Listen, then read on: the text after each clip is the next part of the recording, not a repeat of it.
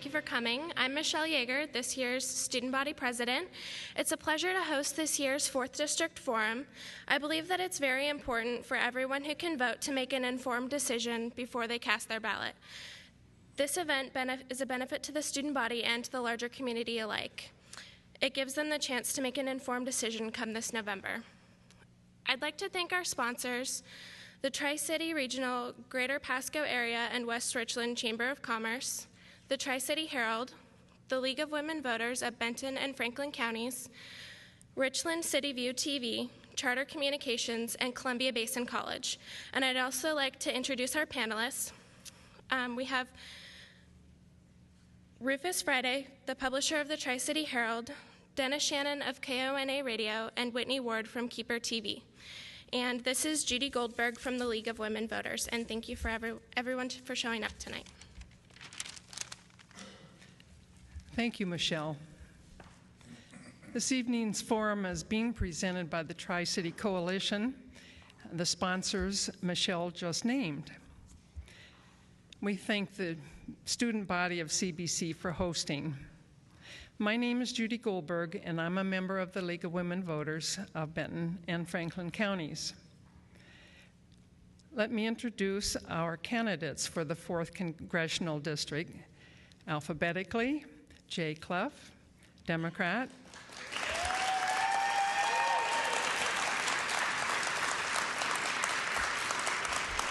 Okay. And Richard Doc Hastings, Republican.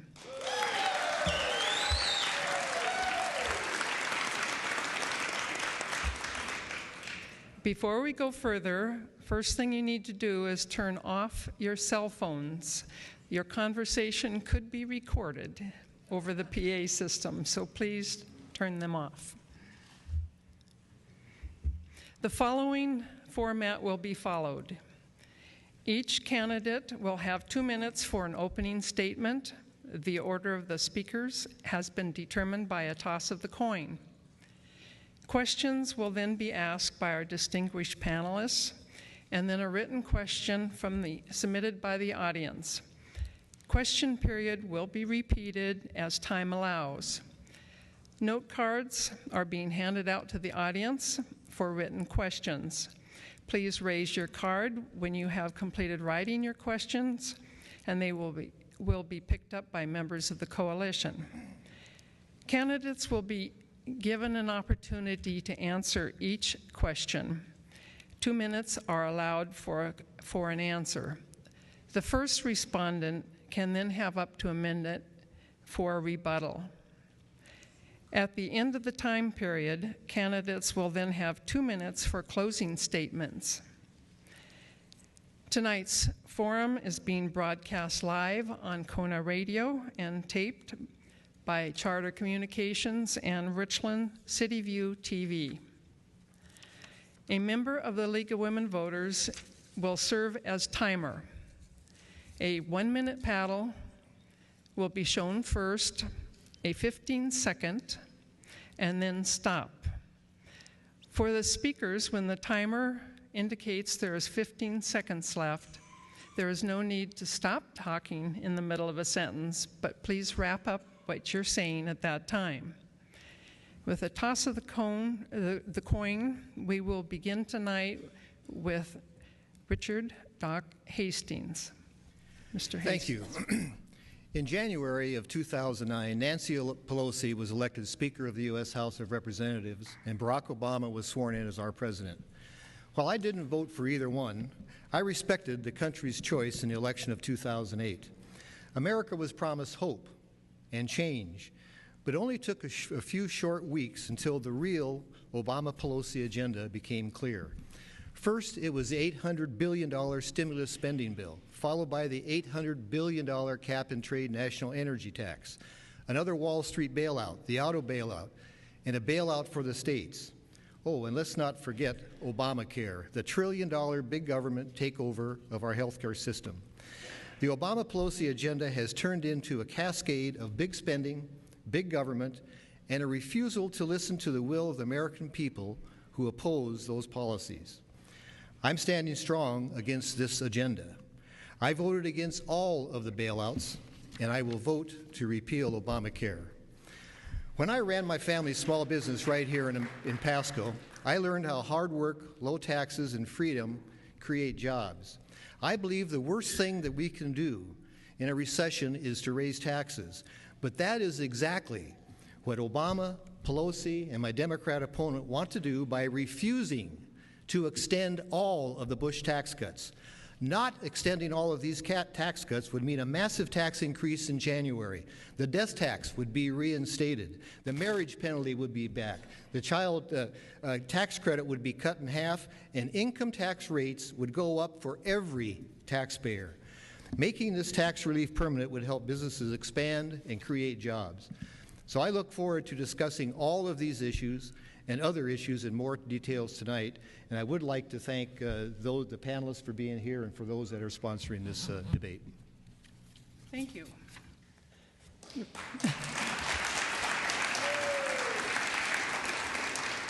Mr. Clough. First, I'd like to welcome the Kamaikan High School class that's here getting 30 points of extra credit. I hope that this forum makes it worth your time. I'd like everyone to keep in mind that I'm not running against John Boehner, and Mr. Hastings is not running against Nancy Pelosi. This is about Representative Hastings' legislative record and about his and my future for the future of this district. This election is about we, the voters of Central Washington, and what we care about. We care about having jobs. We care about our veterans. We care about supporting our agricultural economy. And we care about keeping promises to our seniors. I will fight to protect the interests of Central Washington, which includes protecting our dams, promoting nuclear power, and protecting our Second Amendment rights. During this debate, Representative Hastings is probably going to tell you about our record national debt and how only he can save us from financial ruin. But he'll probably leave out a couple of important details.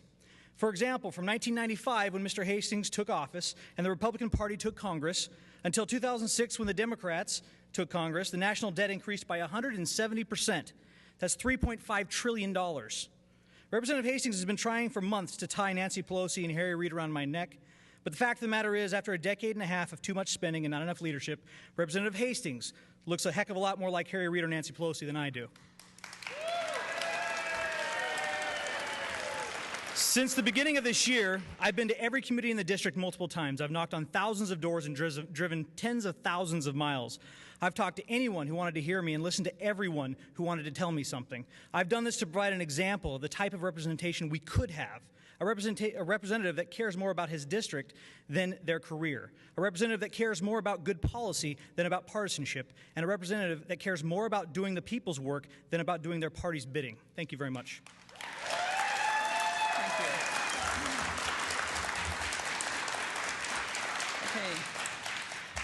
Thank you. You keep in mind that the time that you clap, it also takes away from their speaking time. Not that we don't want to show enthusiasm. Okay, we'll go to our first panelist, Mr. Friday. And you please ask Mr. Clough the first question, and then Mr. Hastings will be able to answer the same question. Okay, good. Thank you very much.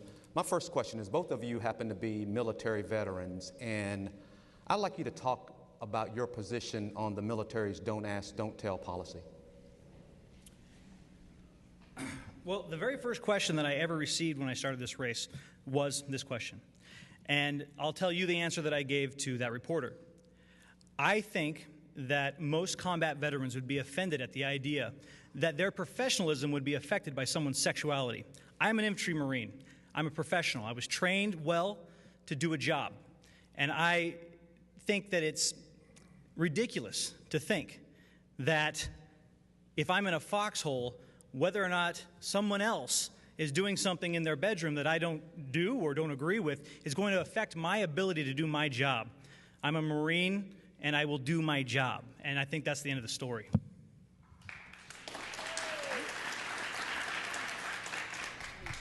Thank you. Before I answer directly that question, Mr. Clough said I'm not running against Nancy Pelosi.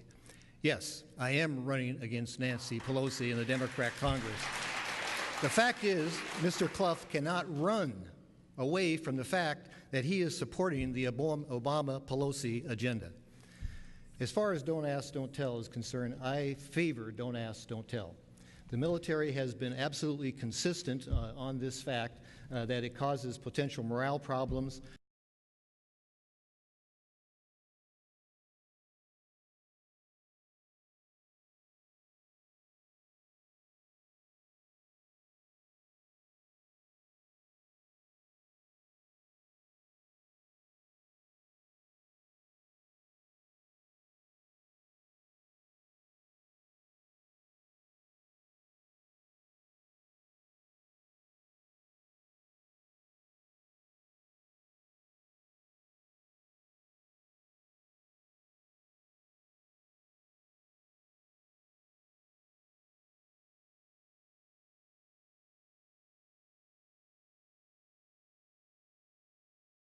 And so forth in certain types of the military operations. So I am in favor of the don't ask, don't tell policy. However, the military is coming up with a study that's due to be released, I think, in December. I'll obviously look at that, but I think the law should stand as it is right now.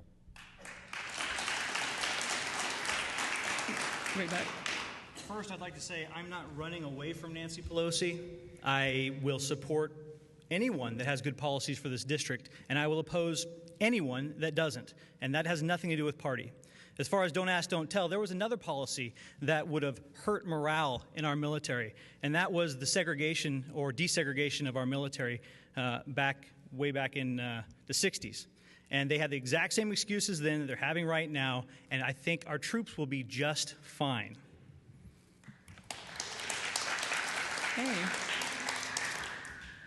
Okay, Ms. Ford.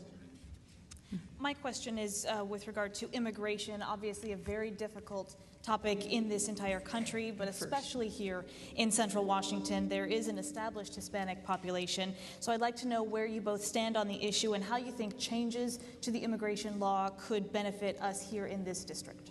Well, first thing we obviously need to do is control our borders. And I'm not talking only about the southern border, I'm talking about the northern borders. I think that's a national security issue, and that has to be part of any comprehensive immigration reform. In the time that I've been working on this issue, my focus has always been on how it relates to our labor-intensive agriculture that we have here in Central Washington. Our crops have always, at least the labor-intensive crops, have always been worked by a mobile labor force. It's always been that way. And the guest worker provisions that were put in the 1986 Act simply was not sufficient enough. And so my focus has always been then, and on immigration reform, to get a guest worker program that is workable, to allow people to come into this country on a legal basis, work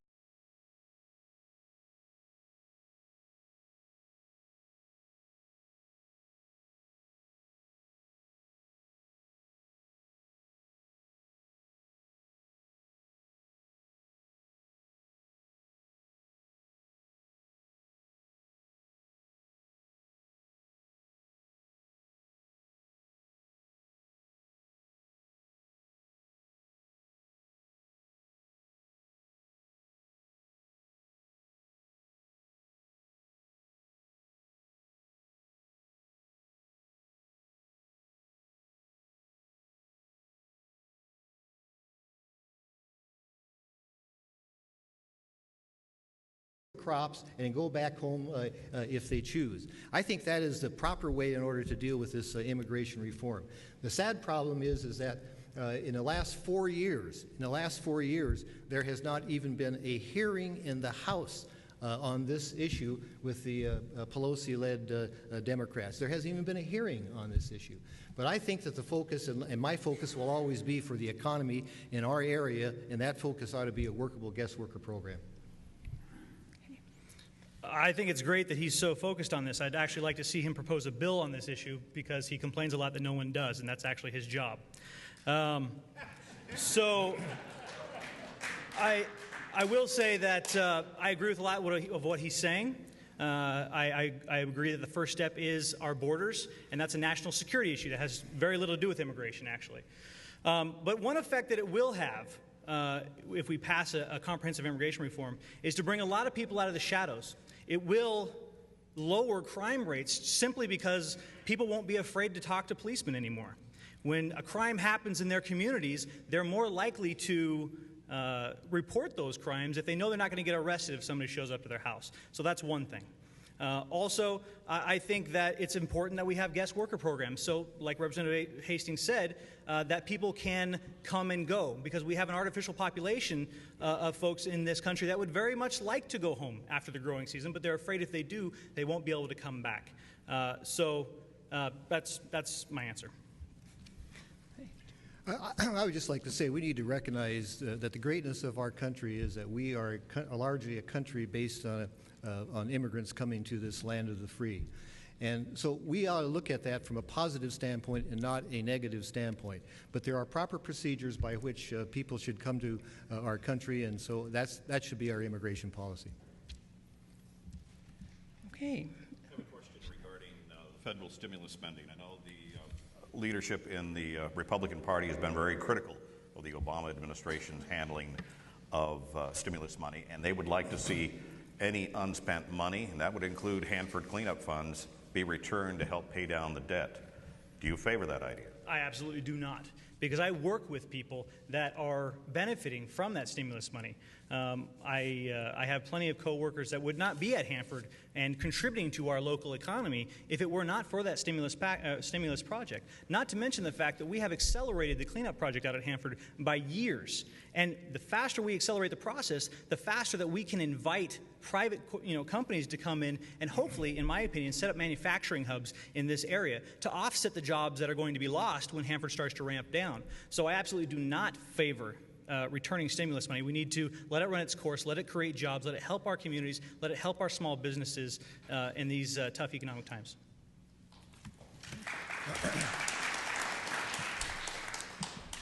We here in the Tri-Cities should not be held hostage to an $800 billion stimulus package for some spending on programs that would normally happen over a course of time. To be sure, keep in mind, the stimulus package was designed to stimulate the economy, the private economy. Nationwide, the unemployment rate was 7% when the stimulus was passed, and now it's hovering around 10% nationwide. All we have come up with is a huge, huge debt that we're passing on to our children and our grandchildren.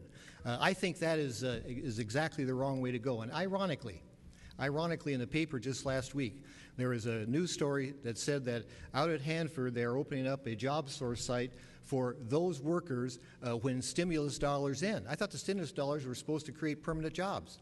The fact is they didn't do that. So I have worked very hard to have level funding for Hanford in the time that I have been in Congress. And to be sure, these jobs did work. But what happens now when you have that experienced workforce, all of a sudden, if the stimulus dollars end, which it could happen, then these jobs go away, and then you have to go through the whole retraining program. This is precisely the issue that I was concerned about when I opposed the stimulus spending in the first place, even though I know that Hanford got some of those dollars out here. Thank you.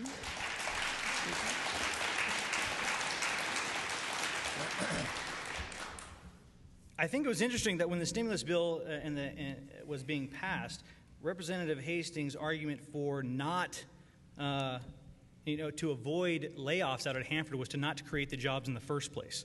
And for me, this is money that's in our economy. It's in your small businesses. It's in my family and friends of small businesses, and it's important to our economy. Now, one ironic thing is that Representative Hastings has been a champion for the tax cut for the rich, which will be a $700 billion tax break for the richest Americans. So I guess if you want to pay for the stimulus, then allow the tax to revert back to its original state for the rich, and that would pay for it. There you go. The next question comes from the audience, and it will be Mr. Hastings' turn first. Mexico, tariffs, apples, 3 key words. What will you do about them? What is your plan? Well, let's understand that we have a trade agreement with Mexico, And the Democrat-controlled Congress last year unilaterally negated a portion of that dealing with Mexican trucks. In retaliation, the Mexican government imposed tariffs on our apples, our biggest export market, I might add. So this is simply the work. In fact, Jimmy Hoffa, the president of the Teamsters Union, said that he is very proud that this provision got put in place. But the fact of the matter is that this was a treaty. It was something that was a work in progress, and it was unilaterally negated by the United States. Nobody knew the provision was even in the bill when it passed. And so now real people are potentially being hurt here in central Washington because of these tariffs. But make no mistake about it. It was the labor bosses in Washington, D.C. that took credit for that. And now we've had a plant in Prosser, a potato processing plant, that has closed down because of this action.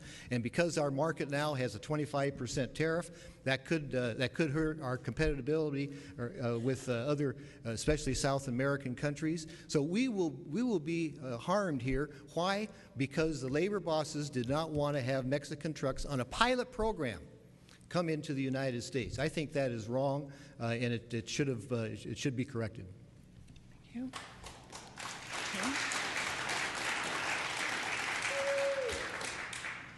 Okay. I agree. It's a horrible situation, and it's one that could have been avoided if Representative Hastings had been doing his job. If Representative Hastings had been opening up markets overseas for our locally grown produce, grains, and livestock in the beginning of his tenure, we wouldn't be in the situation we are right now. For example, when our cherries were stopped from being imported into Japan, I think it was a year and a half ago, it was the governor that had to step in with help from the Commerce Department to get those cherries and that market back open. It wasn't Representative Hastings, our representative, it was the governor over in Olympia. So I do sympathize with the farmers, and I have been advocating for opening up markets overseas since the beginning of this campaign. Now, what I've been saying is that when the Mexican government can wrest control of their government back from the drug kingpins and from the drug cartels, then we can talk about them bringing their trucks onto our road. But right now, I don't think we should be bowing to the demands of a foreign country simply because of a trade agreement that, frankly, is outdated. They're finding all kinds of new ways to put drugs and human cargo into passenger cars. What will they be able to do with a 16-ton truck? And so when they can secure their country, when they can take back control of their country, we can have a conversation about having their vehicles on our roads. But until then, it's not safe and it's not the right path.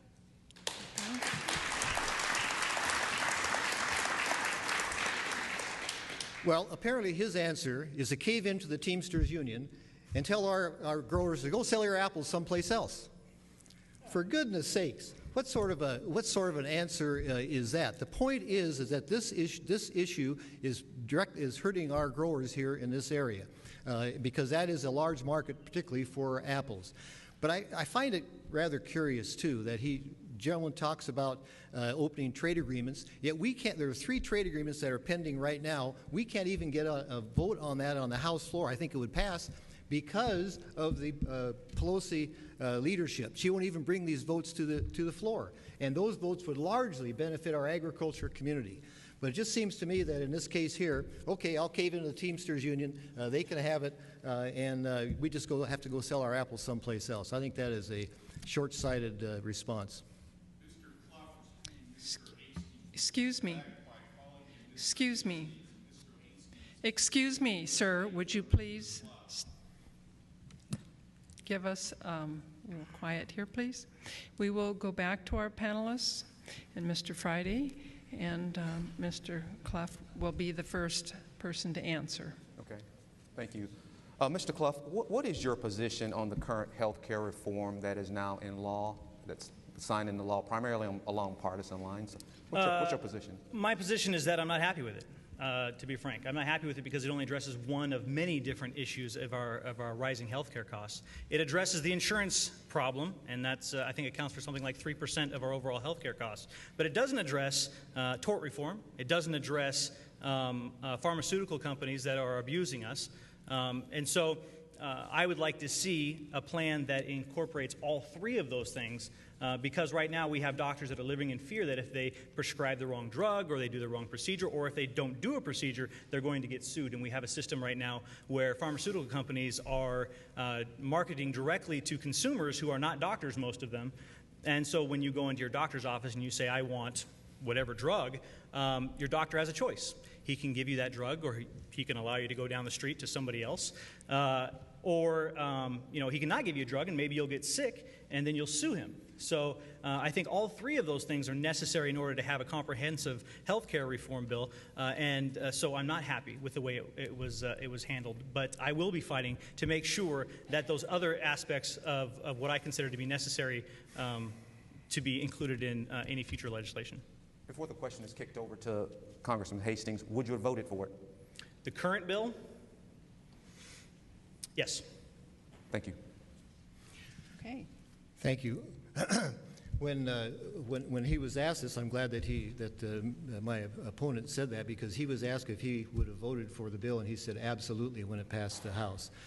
Here is the issue with Obamacare, and I alluded to that in my opening remarks. If the issue is people not having enough health insurance, then to me the obvious solution to that is to open up opportunities for people to buy health insurance. For example, if you could purchase health care policies across state lines, you'll have a number of opportunities of people coming in wanting your business with different plans. That's your choice. We could expand health savings accounts, which is the fastest growing part of the healthcare industry, because it puts people in charge of their healthcare delivery systems. We should allow small businesses to band together to buy a policy so they can be at least on parity with big corporations. We should have tax parity for individual policies. And of course, we should have tort reform because every state that has passed tort reform has reduced the cost. Now, every one of those solutions that I just suggested to you cost nothing. Cost nothing. But what we have now is a system that is put in place that has restricted choices. And I fear, because of every place it's been tried across the globe, it has led to a rationing of health care in a government-run system. I will vote to repeal Obamacare.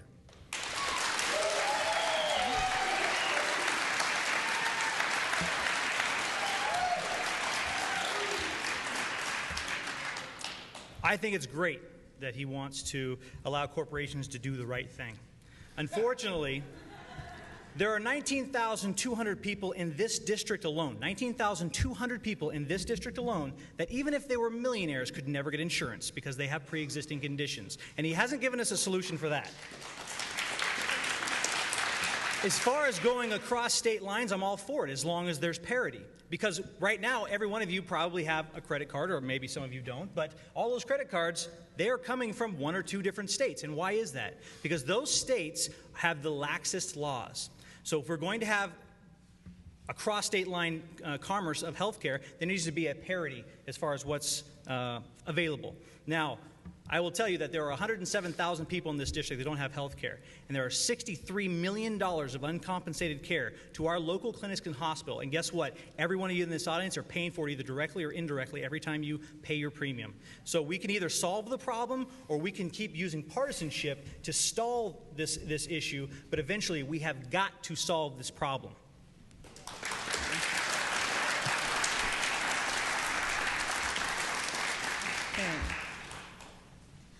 Representative Hastings, there is a very strong anti-incumbent sentiment in this country right now. So as a congressman who has been in office for nearly 2 decades, how do you defend your time in Washington, and what have you done that has directly impacted the people who live here in Central Washington?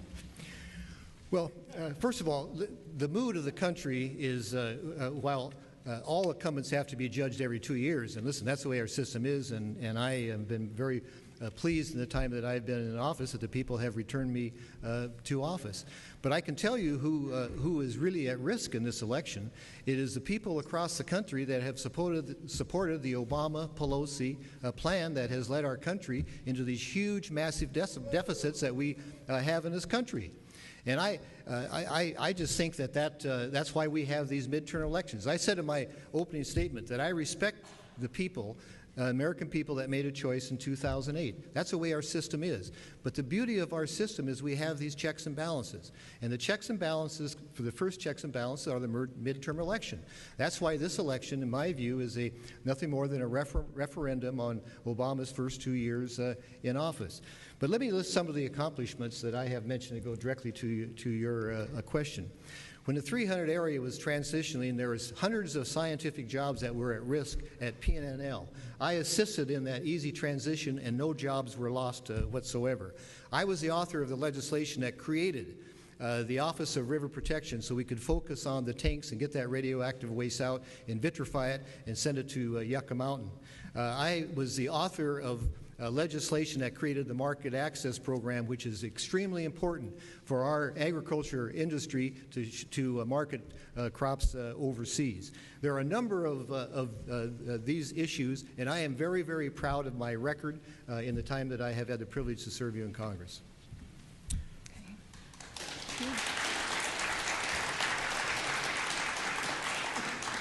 Well, I'm glad he's proud of his record because it makes my job a lot easier.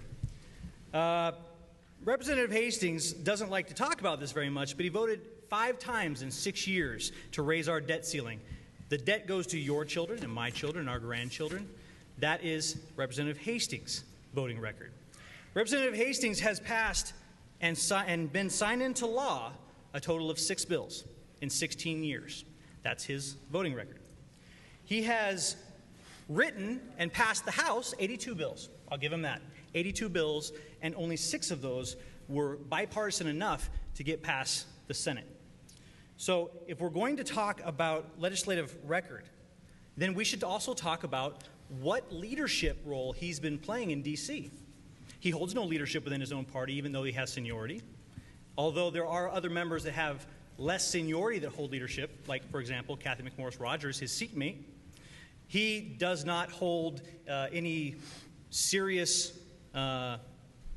positions of authority on multiple committees. He sits on one committee. As a matter of fact, he's the only one on that committee to only sit on one committee. Even the chair of that committee sits on more than one committee. But Representative Hastings feels as though that one ranking position on the House Natural Resources Committee, which is an important committee, is enough for the entire district's problems. All of our problems can be solved with that one committee. When he only sits on one committee, he's limiting your voice. He's never sit on the Ag Committee. He's never sit on the Energy and Commerce Committee. He's never sit on the Veterans Committee. He's never sit on the Small Business Committee. He's sitting on one committee. Where's your voice? $174,000 a year, and that's what we're getting.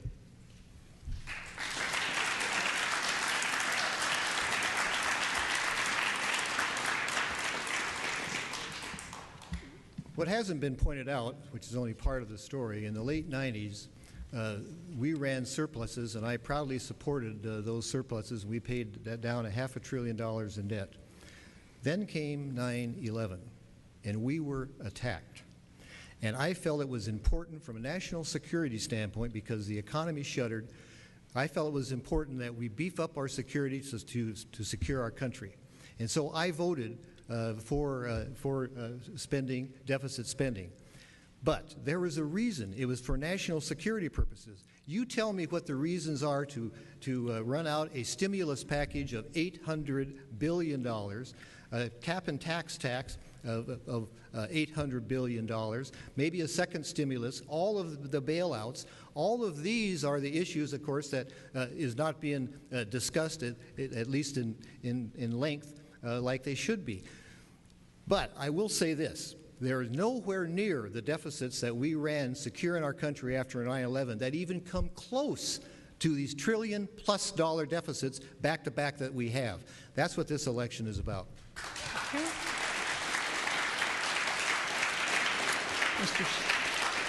Mr. Question that comes up, I had the privilege of watching the Nevada senatorial debate between Harry Reid and Sharon Engel talking about Yucca Mountain.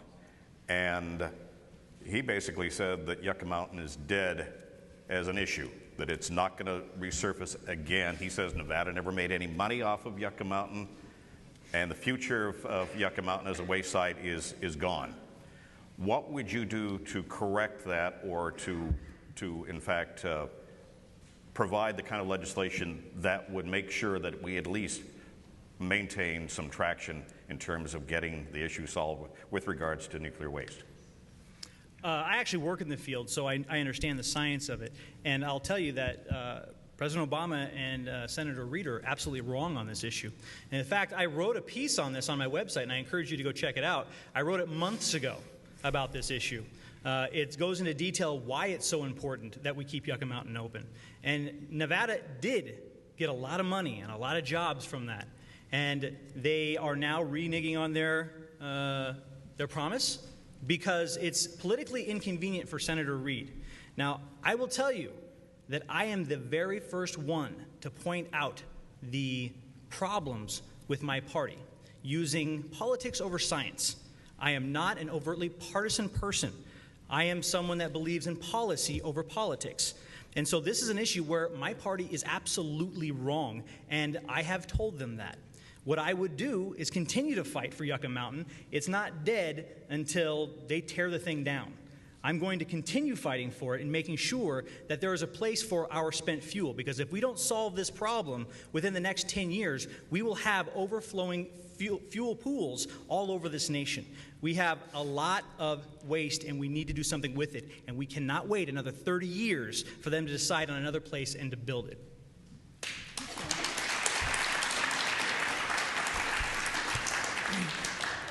What is going on with Yucca Mountain is symbolic, I believe, of what disturbs the American people. Because Yucca Mountain was established by the Congress. It is in law. The Congress voted on that well over 20 years to say that's going to be our national repository.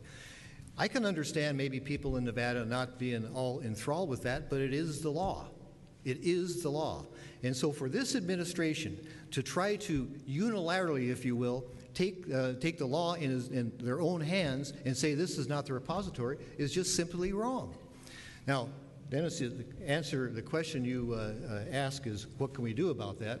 Well, perhaps the election in Nevada would solve part of that problem, but we don't have any control on that.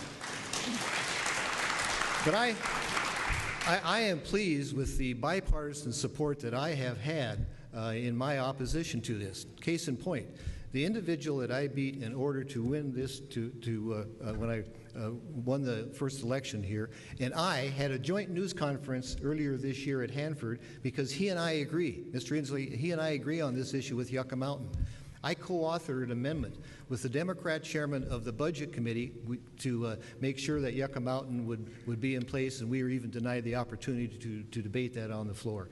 But this is politics really at its worst. And this is, like I say, this is somewhat, I think, symbolic of why Americans have a distrust of what's going on with this administration and with that particular senator.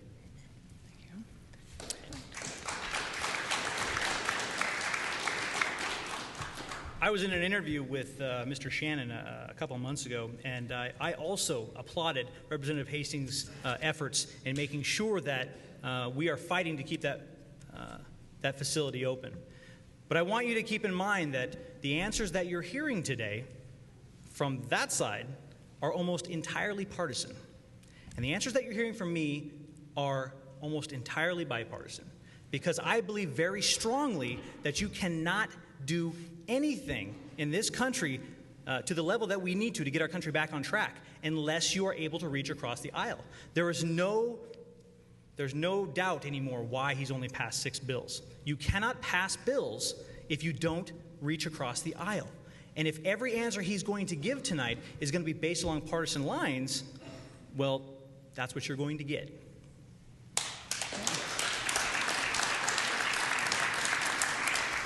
The next question is from the audience. What will you do to ensure growth and development of clean energy technology in post-cleanup Hanford? We'll just begin with you. I am in favor of an energy policy in this country that I would characterize as all of the above. Obviously, coming from the Northwest, I am very much in favor of hydropower. I'm very much in favor of nuclear power. And this district is unique in the standpoint that it has the alternative energy. We have more wind farms, for example, in this district than any other district in Washington State. There's a solar farm that's going to be potentially put up in Kittitas County, and we have a manufacturer in Moses Lake that manufactures solar parts. So I'm in favor of an all-above energy plan. But I think it is silly and short-sighted of us to ignore the abundance of fossil fuel we have not only in this country, but offshore and in the Intermountain West. The fact of the matter is, this energy policy that we're pursuing, if we pursue an exclusive green policy, puts us, I believe, at risk from a national security standpoint. Because we import right now roughly 2/3 of our crude oil.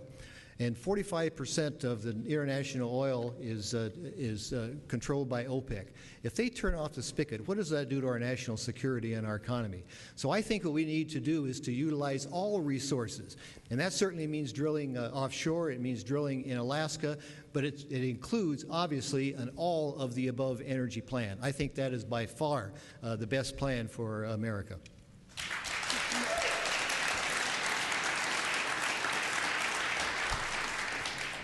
I agree with what he said, except for parts of it. But I was kind of surprised to hear that because Rural Energy Savings Program Act voted no. Homestar Energy Retrofit Act not voting. Consolidated Land, Energy, and Aquatic Resource Act of 2010 voted no. To establish a research, development, and technology demonstration program to improve the efficiency of gas turbines used in combined cycle power generation systems voted no. Solar Technology Roadmap Act voted no. To provide for a program of research and development and demonstration on natural gas vehicles, voted no. To authorize the designation of national environmental research parks by the Secretary of Energy and for other purposes, voted no. American Clean Energy and Security Act, voted no. Again and again and again. You can have someone that tells you what they really think and gives you a straight answer, or you can have someone that gives you the answer they think you want to hear and then does whatever they want to do in D.C. You may not agree with me on every single issue, but you can guarantee that I will always give you a straight answer. Thank you.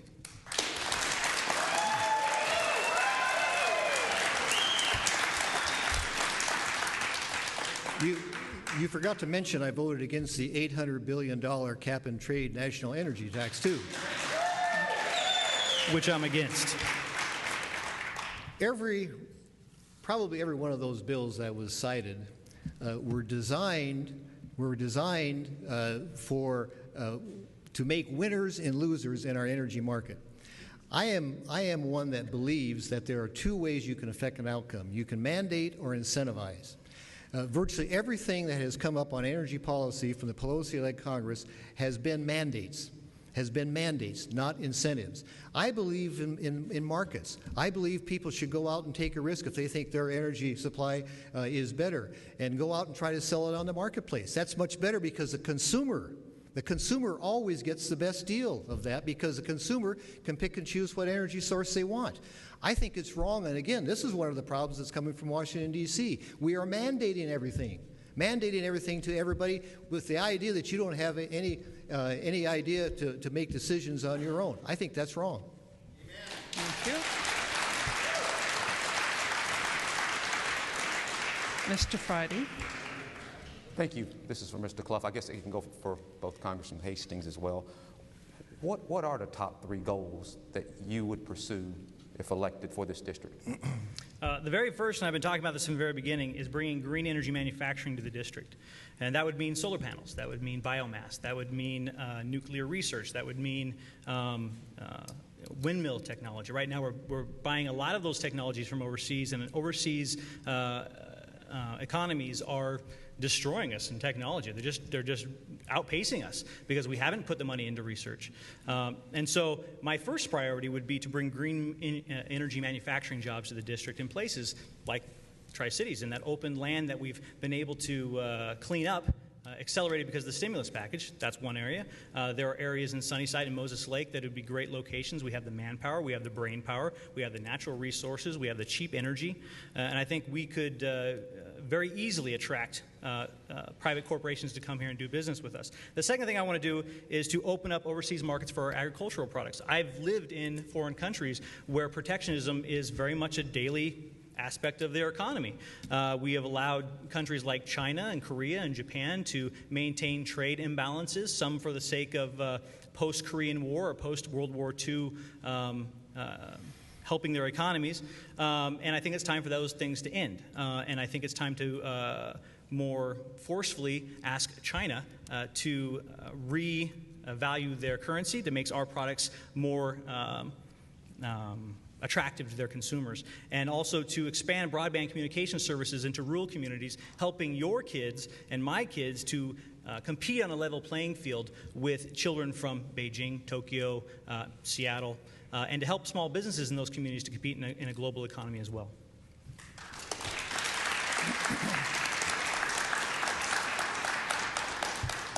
One of the most important jobs that I have worked on in the time that I've been in Congress is to ensure that the cleanup at Hanford gets done in a timely manner and meets all the legal obligations that are embodied with the agreements between the state and the federal government. So that obviously is job number one. But looking beyond that, clearly there's life after cleanup. PNNL, the National Lab, is going to be a leader on all of that with all the work that they do out there. I'm very pleased to have been able to work with PNNL to build the new facilities out there, which I think will help us transition to a different economy once cleanup is over with. But we still have to recognize that we are largely an agriculture area here. And because our farmers are getting more and more efficient, and they continue to get efficient, the obvious answer to their well-being is to find markets. And I alluded to the fact that there are 3 pending trade agreements right now. All of them would benefit our agriculture here in Central Washington. And that's something that I have been an advocate of. But the larger issue, I think, that we have to deal with as a U.S. Congress, and we have to do it immediately, is to put some certainty back into the entrepreneurs and the job creators in this country.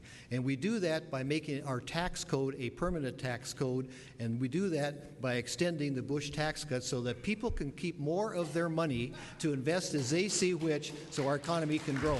I think that's absolutely the best way to move our country forward. I would like to know which country he'd like to borrow the $700 billion from in order to pay for the tax cut for the rich to begin with. On the issue of trade, talking about the importance of trade and actually doing something about it are completely two different things. Rare Earths and Critical Minerals Revitalization Act, no. Currency Reform for Fair Trade Act, no. To amend the Internal Revenue Code to close loopholes for corporations that are currently sending jobs overseas? No. America Competes Reauthorization Act, voted no. These are again and again and again. I'm going to keep saying this. You can hire a guy that tells you what you want to hear, or you can hire a guy that's going to tell you the truth, and you can decide for yourself whether or not you like my policies or not.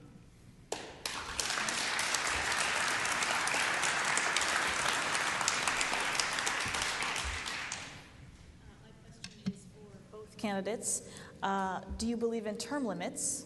And if so, what should the term limit be? Okay. You do. Okay. Thanks. Yes, I think. Let me answer this by saying one thing right off the top. I do not believe in unilateral disarmament. And by that I mean if everybody is subjected to precisely the same time limit to serve in Congress, I have no problem with that. In fact, in my first term in Congress, I voted for a constitutional amendment that would limit members of the House to 6 terms. A constitutional amendment requires 2/3 votes of the House. It did not get 2/3 votes of the House, so therefore the issue died. But I don't believe it is in the best interest of my constituents to term limit myself When I think that there's work that can be done, that's where I say I don't believe in unilateral disarmament. Okay. October 30th, 2008, shortly before the election between Representative Hastings and George Fearing, the editorial board of the Yakima Herald-Republic reported in their paper, I just read it today, that Representative Hastings told the editorial board that he would only run for 5 terms. You know what? They remember it. Most of you here remember it. Most of the TV stations remember it. So Occam's razor says that, you know, if everyone else remembers it, but he doesn't, probably most likely either he's not telling the truth or he forgot. I'll give him the benefit of the doubt and say that maybe he forgot. I personally believe very strongly in term limits. I've said that from the very beginning of the campaign in one-on-one conversations, but I was hesitant to say it to the media because, well, that's already been ruined. No one's going to believe a politician in this district that says they are for term limits when everyone remembers the same story. But I told the editorial board of the Tri-City Herald that I will not run for the U.S. House of Representatives longer than 10 years. You can write that down, and you can show it to me when I knock on your door on that election and say, nope, sorry, you said you didn't like term limits. And I promise that I won't say that it's a myth like Representative Hastings has.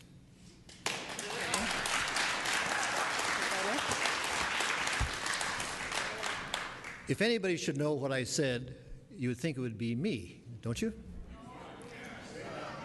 Now, there was a great deal of discussion when I first ran about term limits. I did not sign a term limit pledge. I did not sign a term limit pledge. And I don't consider myself as somebody that is doing this forever and ever. In fact, I don't publicize this very much because I don't think it's something that's really between my family and I, but I do not take a congressional pension. I'm one of the few people in Congress that does not take a congressional pension. And I've been able to do this because in my small business, mainly through my brother who managed our pension, he did very well, and I didn't feel that I should take a congressional pension, and so I'll just say that and let it go at that. Okay.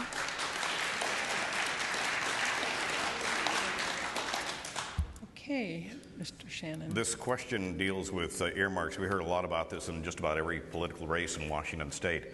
For both candidates here, would you support continuation of earmarks, special interest type of money that would come into the 4th Congressional District?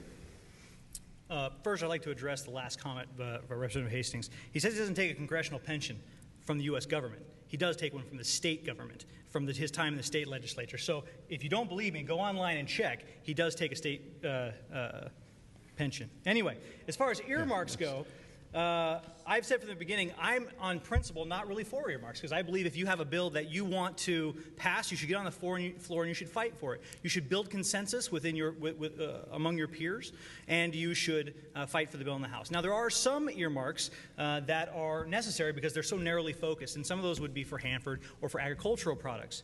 But I will say that in principle, I'm not for earmarks. I think you should get on the floor and you should fight for them. I signed the moratorium to not ask for any earmarks, and I think that is again symbolic, clearly, of what America is upset about, and I think rightfully so. But I also believe, in regards to that there ought to be other procedures put in place that I think are frankly more egregious. I think a bill should be online and available for the American people to read it before it's voted on for 72 hours.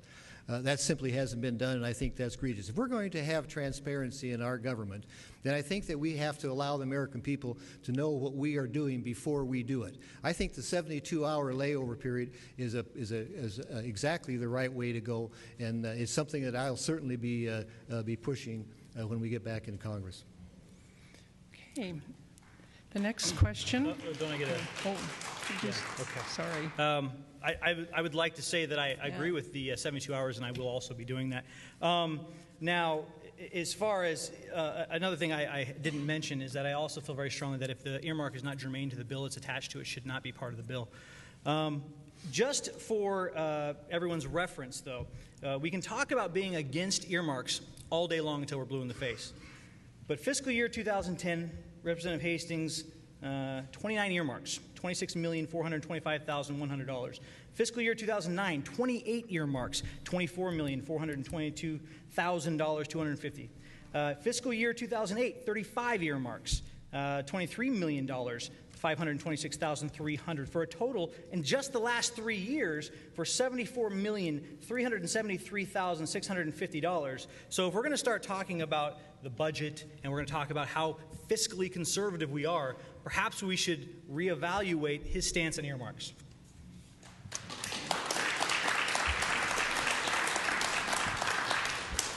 We'll have a little change of pace with this audience question.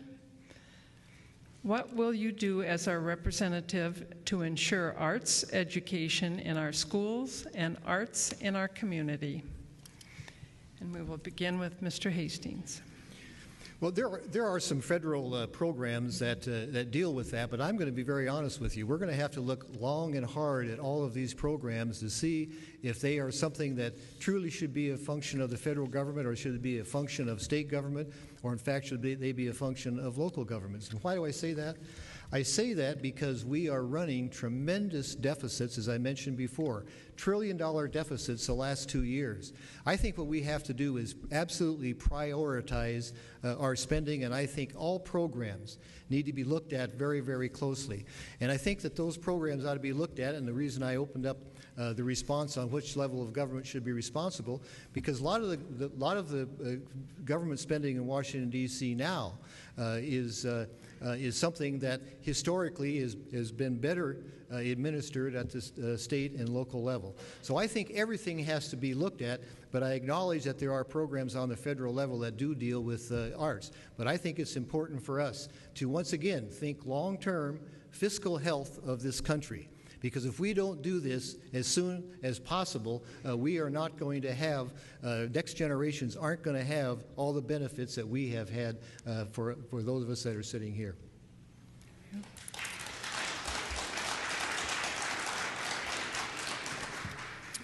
I agree, we will have to look really hard at the things that we're spending money on, and we need to be frugal with our money. But let's keep in mind that scientific studies show that a child that learns to play an instrument does better on math, does better in science. A child that is involved in the arts does better in all aspects of education. And if our goal in this society is just to, turn that hamburger wheel and push out kids into the world, then what are we spending all this money on? If we're going to prepare our children for the future of this nation and to be competitive globally, it might be a good idea if they can compete globally with kids from around the world in math and science. And the arts do that. I am a supporter of the arts, and I will continue to be in Congress.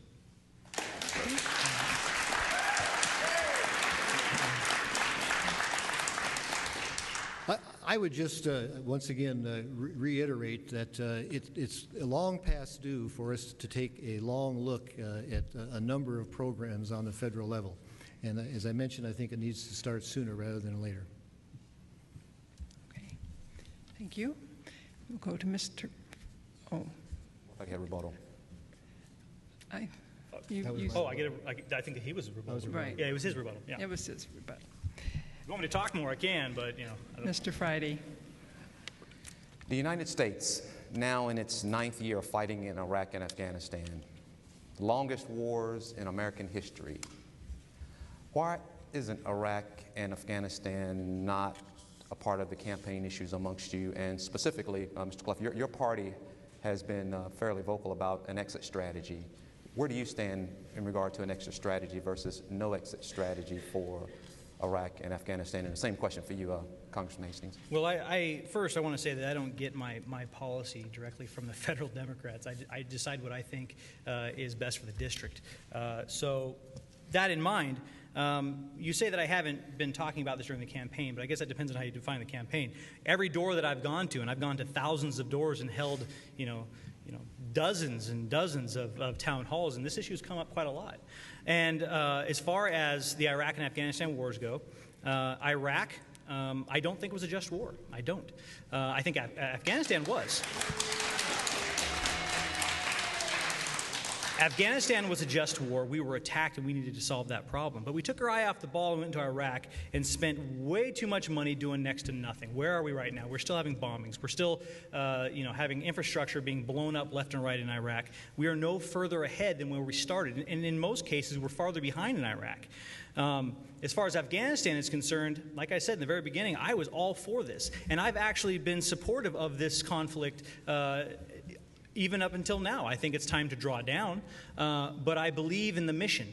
I believe that there are people over there that are suffering and that we went in there to end that suffering, and we need to finish the job.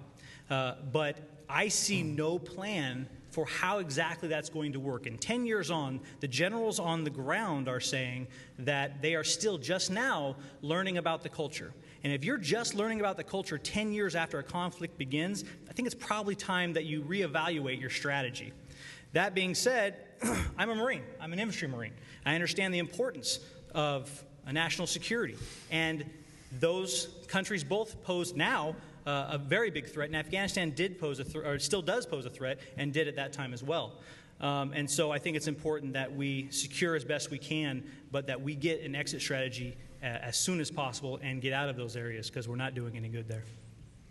Thank you.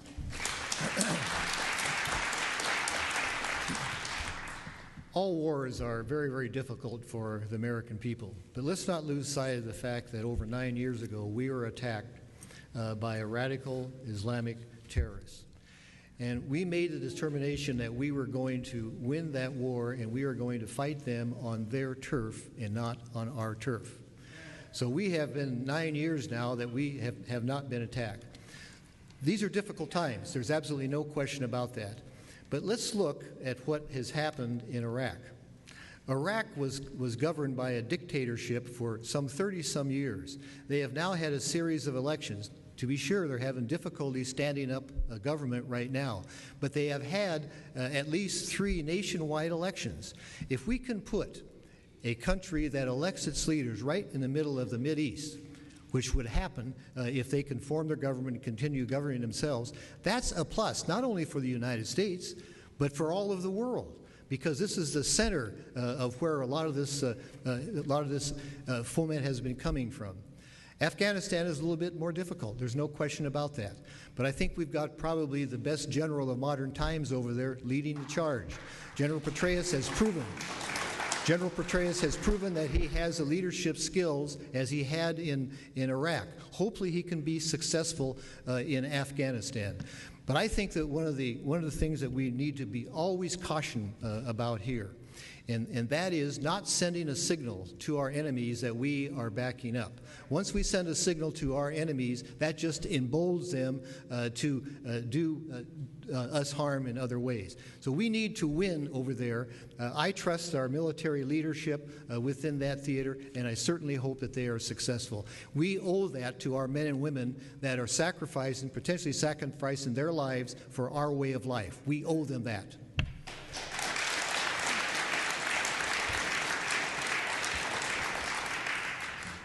If there is one issue that gets me more frustrated than any other issue about Representative Hastings, it's this issue. It's convenient for him to talk about the importance of staying there when it's not him that's there. And when our troops come home, it's not him that's supporting them. Securing American Veterans Insurance Needs and Goals Act of 2010, no. To authorize a major medical facility project, the Department of Veterans Affairs Medical Center, Walla Walla, not voting. Recognizing the crucial role of assistance dogs in helping our wounded veterans live more independent lives, not voting. Veterans Retraining Act of 2009, not voting. Veterans Compensation Cost of Living Adjustment Act of 2009, not voting. The funding for the VA in general, voted no. If you're going to support the troops, you have got to support them when they come home. So I would love for Representative Hastings to look my father in the eye, who's sitting right there, who goes to the VA hospital in Walla Walla. What was so important that you couldn't show up?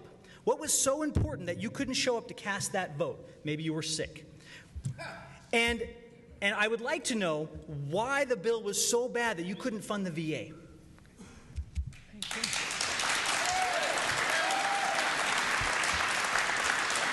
Okay.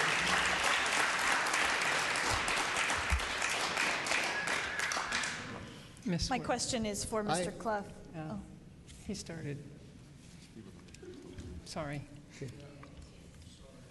I thought I answered that first, and I get a rebuttal on that. I have. Okay, that's right. That's right. Sorry.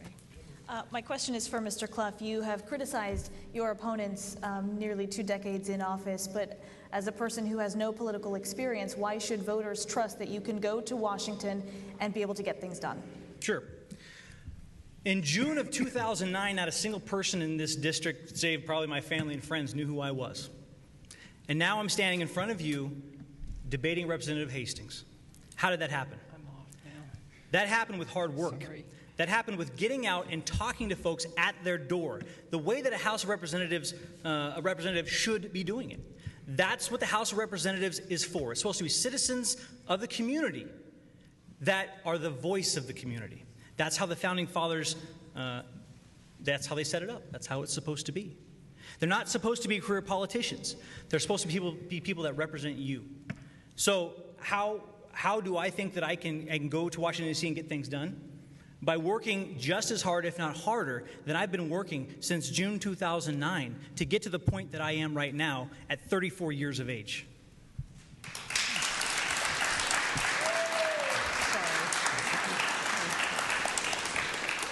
I'm going to take this time to respond to the last remarks. I served 6 years in the Army Reserves, and I respect the fact that Mr. Clough is a veteran. But I'll have to tell you, that does not give him any right to run these negative ads that are just blatantly false. It is just simply wrong. I have a very strong record of supporting veterans in this district. In fact, one of the issues that comes up more frequently with veterans is health care. I work very hard to expand the health care, medical community health care system facilities both in Yakima, and was a sponsor of a bill to open the one in Wenatchee. Both of them are there so veterans don't have to travel so far. In fact, I had one veteran call me when those ads that he started running. He was absolutely irate. This gentleman was a Vietnam veteran. I helped him get a Purple Heart. He called me and he is absolutely irate because he knows my record with veterans. I think it is wrong, quite frankly, to use veterans for political purposes. The bills that the Democrats in the House were passing on veterans bills, they always add extraneous stuff to it, because they know people will always vote for them. Well, I voted against it because I don't think you should use veterans as an excuse to raise taxes, for example. That's what they did on a GI Bill. So I think it is absolutely wrong and is dishonest for him to use those smear tactics when he doesn't know the facts.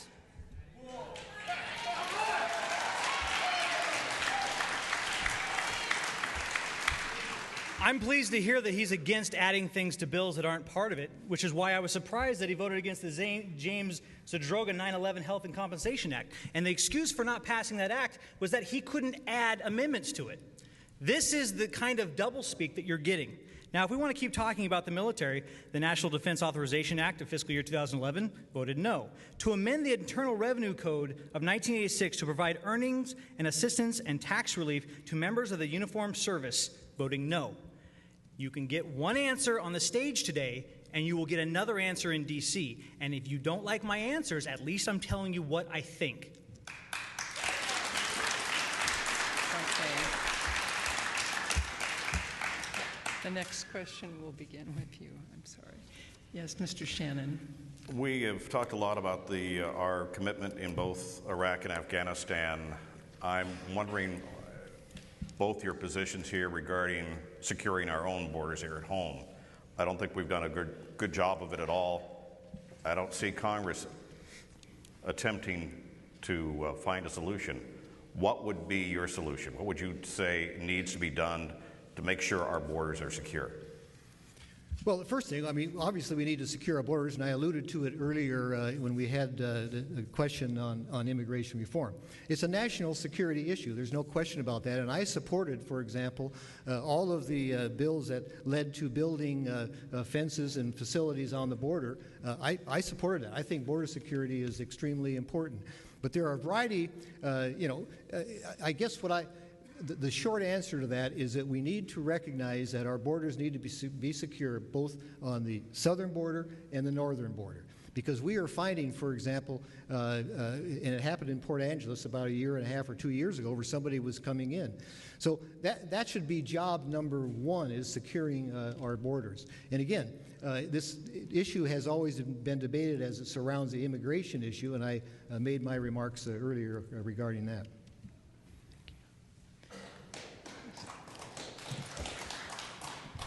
My answer has always been the same, that I think we need to increase our border security in both the north and the south borders. That's a given. But I will go back that if you're going to say that's what we need to do, then you need to fund those things. An important part of our national security comes from the intelligence services. The intelligence services play a vital role in making sure that our country stays safe.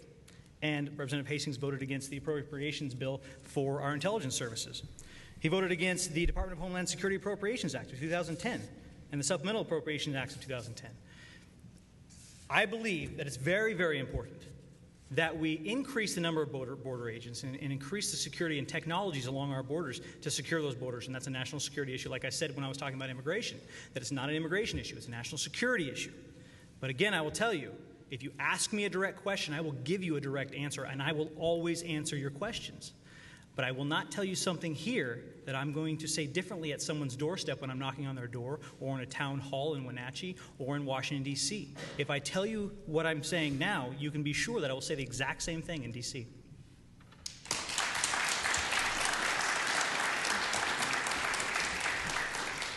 I have taken over 10,000 votes in my time in Congress, and I have a better than a 97% voting record. I confess to you, I can't remember every vote that I cast. I don't remember exactly what was in every vote. It is easy to cherry pick those issues and say that I was for or against them. They could have been part of a larger bill. Let me give you a case in point. There was a bill early last year. It had 2 of my bills that were incorporated in that, actually 3 of my bills that were incorporated in this huge omnibus bill. Omnibus bill, 1,100 pages, nobody had read it. And I voted against that bill, even though I was voting against what some 2 issues or 3 issues that I thought were very important to my constituents. Why? Because it's a process.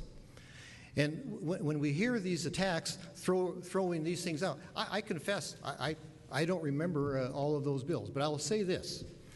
If I voted against those bills, in all likelihood the policy was bad or there was extraneous issues that were added to those that I felt were not worth supporting. And generally, those bills, unfortunately, have a lot of what we call baggage to them, and that was probably the case on most of those bills.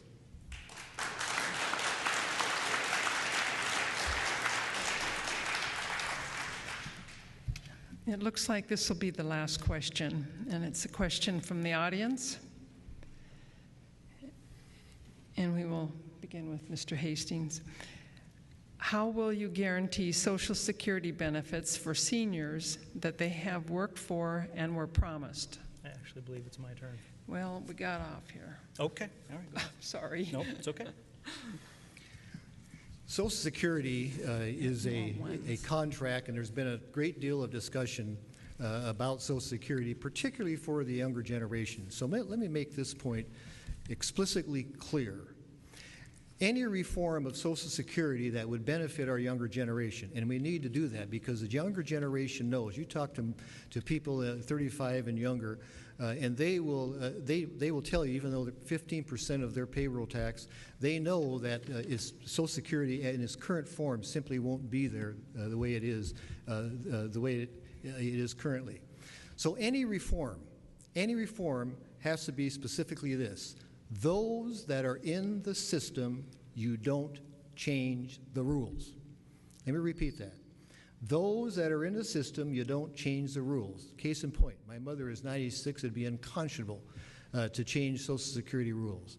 But I think we need to look at ways, especially for the younger generation, and on a voluntary basis, allow younger generation to take part of their payroll tax and put it in their own personal account on a voluntary basis, because that'll accrue over time much, much better than what they would get on Social Security, again on a voluntary basis.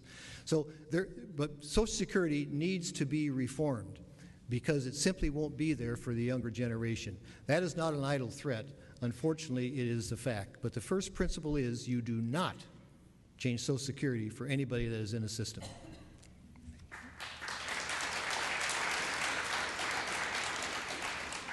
I would encourage anyone that's interested to go to Project Vote Smart, which asks specific questions about lots of different issues, and to see where him and I differ. This is one of them. He hedges his answer on that site and doesn't give you an answer. Now, I think it's interesting that we're talking about how Social Security is running out of money, so the answer is to take more money out of the system.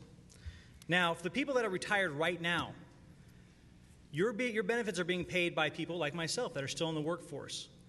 So if we're running out of money, how could it possibly make sense to take money out of the system that's already hurting and put it towards basically betting on black?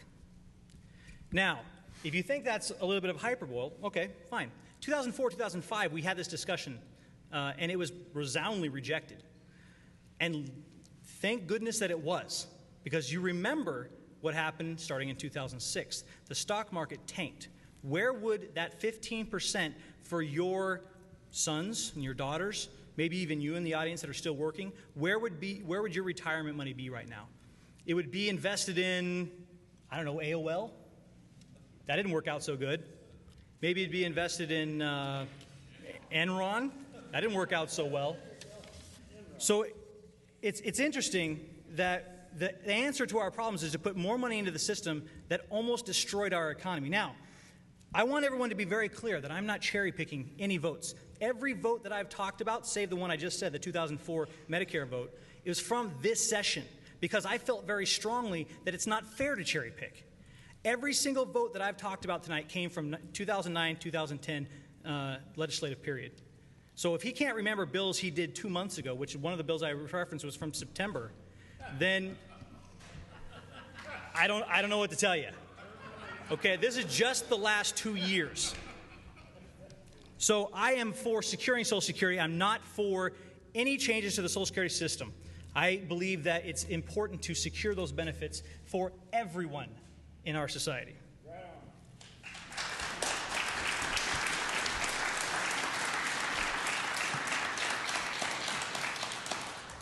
In many respects, the debate on Social Security is a debate on, by some people on whether they trust you to manage your own finances.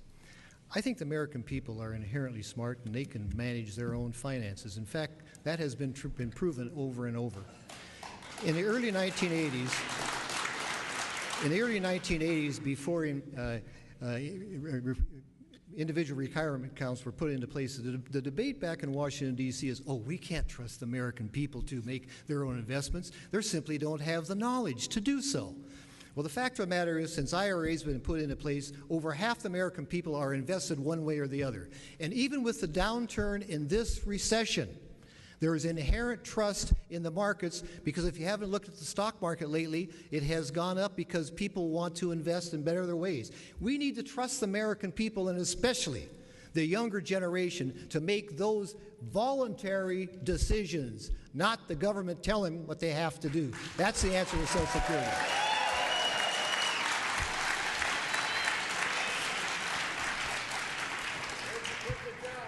At this time, we will go to the closing statements, and we will begin with Mr. Clough. I've ran this campaign like I've done most everything in my life, 100%.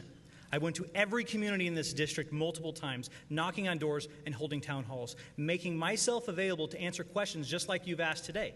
And I haven't hedged my answer. I've told people exactly what I think, and I've given them a choice. Now, if you don't vote for me, I respect that.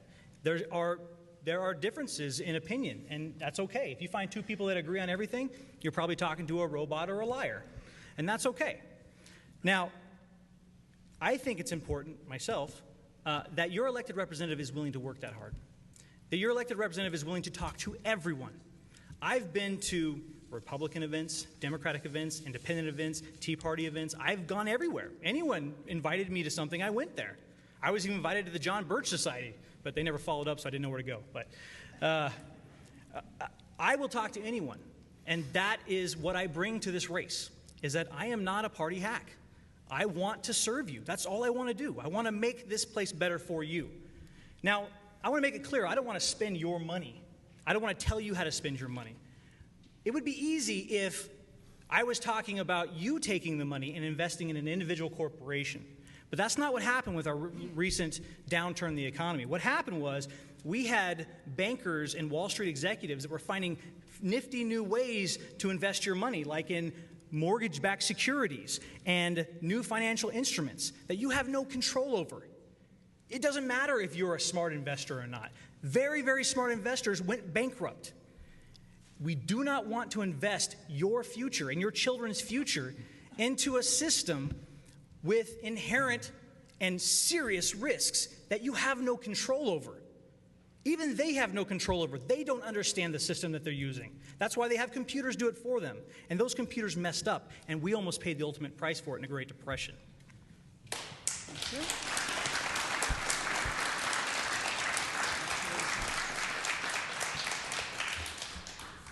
This election is a referendum on the Democrat Congress and President Obama's first 2 years in office. If you believe they need more power to impose their agenda, then vote to elect another Democrat. But if you are worried and angry about the direction of the Obama-Pelosi agenda has taken this country, then I ask for your vote. I understand why Americans are worried and concerned over what the future will be for our children and grandchildren. I share their frustration over the course that President Obama and the Pelosi-led Congress chose to take.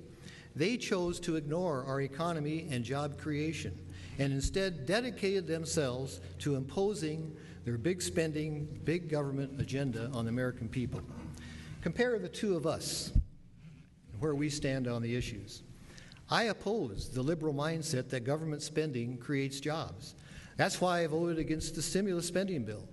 My Democrat opponent has stated he supports that failed policy. I voted against all of the bailouts for Wall Street, for big banks and corporations, for auto companies and the states. My Democrat opponent admits that he supports bailing out the states. States, by the way, that refuse to balance their own budgets. I voted against the big government takeover of health care, and I will vote to repeal it, as I mentioned earlier. My opponent has repeatedly endorsed Obamacare and is against its repeal. I oppose tax increases and understand that raising taxes is the worst thing you can do in a recession. But my Democrat opponent has publicly cited taxes he wants to increase, including those that will hit small businesses. My Democrat opponent voted for President Obama and supports the direction that he has taken this country. I'm standing strong against the Obama-Pelosi agenda, and I promise to keep standing strong for you, for low taxes, for spending cuts, for job creation, and for a restored commitment to the freedoms guaranteed to all Americans by our Constitution. It's been an honor and a privilege to serve you and to represent you in the greatest representative house created by Americans, U.S. House of Representatives, and I respectfully ask for your vote. Thank you.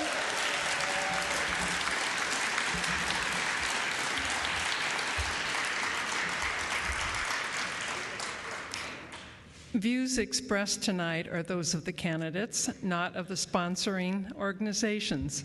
The sponsorship of the debate is not an endorsement by the sponsors of any candidate. Please check with Charter Communications for the broadcast schedule of all of the candidate forums that have been sponsored by the coalition.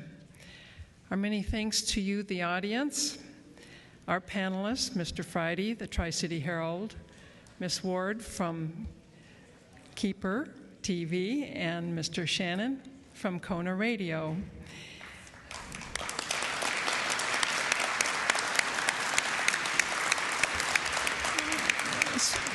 We have special thanks tonight to both of our candidates for being here and for being willing to serve our communities.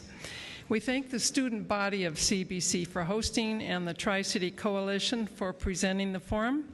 Remember to cast your ballot before November 2nd. Thank you very much and good evening.